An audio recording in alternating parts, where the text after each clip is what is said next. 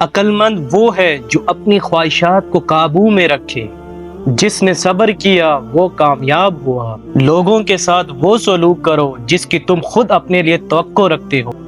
جہاں عقل کی کمی ہو وہاں زبان کی زیادتی ہوتی ہے۔ حسد نیکیوں کو اس طرح کھا جاتا ہے جیسے آگ لکڑی کو۔ اپنے دل کو حسد اور کینہ سے پاک رکھو، کیونکہ یہی نیک زندگی کی بنیاد ہے۔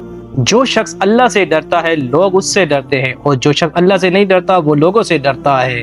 اپنے عیبوں پہ نظر رکھو، دوسروں کے عیبوں کی تلاش مت کرو۔ تمہاری زبان تمہاری شخصیت کی ترجمان ہے، لہذا ہمیشہ اچھا بولو۔ نیک لوگوں کی صحبت اختیار کرو تاکہ تم بھی نیک ہو جاؤ۔ ہر شخص اپنے عمل کی سزا یا جزا پا کر رہے گا، چاہے وہ کتنا ہی چھوٹا کیوں نہ ہو۔ علم انسان کی زندگی کا چراغ ہے اور جہالت اندھیرا۔ تمہاری مدد دوسروں کی ضرورت پوری کرنے میں ہے، اپنی خواہشات کے پیچھے نہ بھاگو۔ علم دولت سے بہتر ہے، کیونکہ علم تمہاری حفاظت کرتا ہے اور دولت سے تمہاری حفاظت کرنی پڑتی ہے۔ جس شخص نے خود کو پہچان لیا اس نے اپنے رب کو پہچان لیا۔